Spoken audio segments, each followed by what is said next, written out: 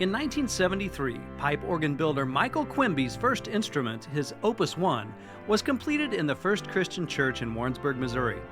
35 years later, Quimby Pipe Organs is restoring a famous organ in New York City's Cathedral Church of St. John the Divine. The world-renowned Aeolian Skinner pipe organ was damaged by a fire in late 2001. In December of 2008, Quimby expects the majestic sounds of the pipe organ to once again resonate through the vast reaches of the 601-foot-long nave. Still based in Warrensburg, Quimby's passion for his craft and his UCM education have helped him navigate his way to the pinnacle of his profession. I was born in Vian, Oklahoma. I was first exposed to the interior of a pipe organ at the United Methodist Church in Stillwater.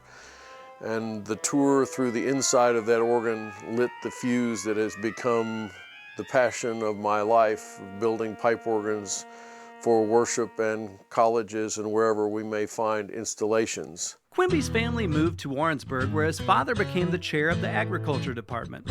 Young Michael attended the laboratory school and college high on the Central Missouri campus, taking piano lessons from Emma Stewart. Quimby later enrolled at what was then Central Missouri State College. The teachers that I had at CMS were very formative and very, very helpful, and special mention should be made to Dr. Ralph Hart, who was head of the department at that time, and two other influential people in addition to Dr. Holman and Dr. McCandless were Eleanor Shockey and Marion Davies. Quimby earned a Bachelor of Music Education degree with an emphasis in organ performance in 1973 and a Master of Arts in Music in 75. His career as an organ builder was actually launched during college. Quimby credits Professors William McCandless and Conan Castle for being the driving forces behind his opportunity to rebuild the First Christian Church organ as QPO Opus 1.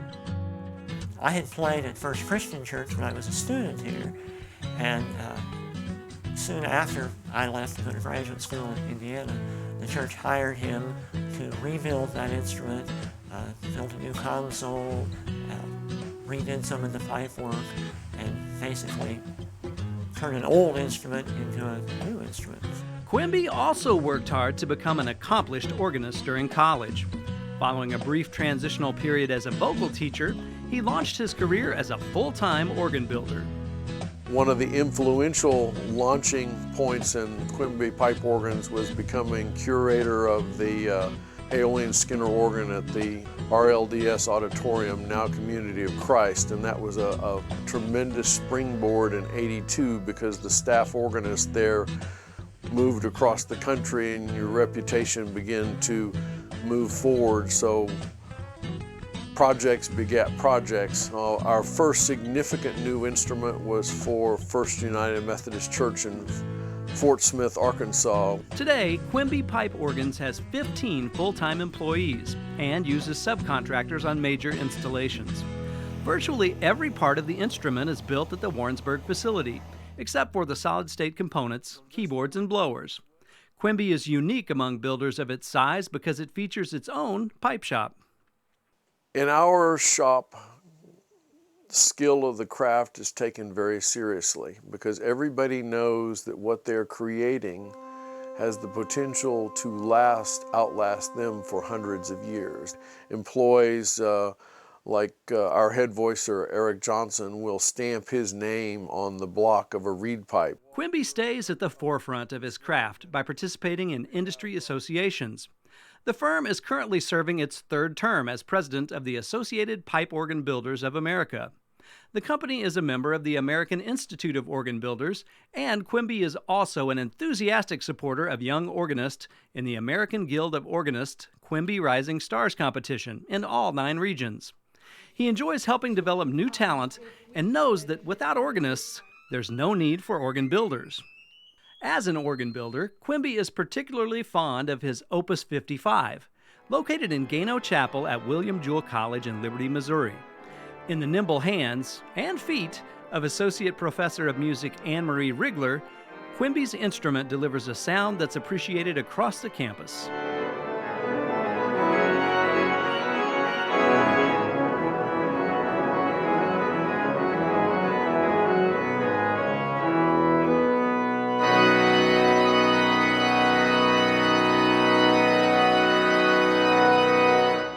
Students have frequently come up to me, even people I don't know, across campus, and grabbed my arm and said, "I loved your prelude in chapel this morning," or "Thank you for your postlude. I never knew that a pipe organ could speak with such grandeur." So it's a real testimony to Michael's abilities as an organ builder and his legacy to the campus. Michael Quimby values the talents and contributions of each employee. They're an eclectic collection of individuals. Among them are head voicer Eric Johnson, an electrical engineer who decided he'd rather build organs. General manager Brad McGuffey started as a high school student and later earned a bachelor's degree in architecture. John Speller is extremely talented at refurbishing organ pipes and holds a PhD in theology from Oxford University in England. And Janelle Raykop is often referred to as the glue that holds it all together. It's taken the expertise of every employee to tackle the demands of the highest profile project in the company's history, the reconditioning of the famed Great Organ in New York City's Cathedral Church of St. John the Divine. 3 years ago, it took 5 53-foot trailers to bring it to Warrensburg, all 37 tons of it. And right now we're presently reinstalling that instrument, and the scaffolding just to get into the north and south chambers where the instrument is located is 6.5 stories tall. And it's a rare opportunity to see pipes that are 32 foot long, standing unmitered, totally with space above them. The organ has 150 ranks or different sets of pipes. So it's been quite a challenge to bring something back that looked very tired and smoke damaged and so forth to where it looks glistening new again. Decades of dedication, passion, and business acumen have earned Quimby and his company a national reputation for excellence. When it comes to his selection as a UCM Distinguished Alumnus, he's quick to share the credit. I've appreciated that people have found the work that I have done with all that have helped make it come together. The staff here, that those awards have been granted me. But I have to share all of those honors with the rest of the people who make what we do successful. The entire college celebrates with Michael on this distinction, that we're very happy that his work is being noted for its quality and significance, and we will be cheering for him as he receives the award. It would be difficult for Bill McCandless to forget Michael Quimby. The McCandless family now owns the smallest pipe organ Quimby ever built, and the third one he's installed in a private home. Mike, I'm really excited and gratified to have seen your business grow and prosper into the firm of national reputation. I'm so delighted that the university has chosen you as its Distinguished Alumnus for 2008, and I want to congratulate you on that well-deserved award. Mike, it is my distinct pleasure as chair of the Department of Music here at UCM to convey to you the pride of our students and faculty in your wonderful career. We have already honored you as our own departmental distinguished alum, and now we are very, very pleased that the university has seen fit to honor you. We are standing in front of the organ on which you spent many, many hours of preparation, and we are so pleased to see that you have gone from student here to a distinguished professional in the field. Congratulations. The fire of interest that was ignited during Michael Quimby's childhood still burns brightly today. Perhaps it's because, as he said, pipe organs can create a majesty of effect and a sense of emotion when played by an unforgettable performer. One such performer, his friend Ken Cowan, frequently plays at events to dedicate new Quimby pipe organs.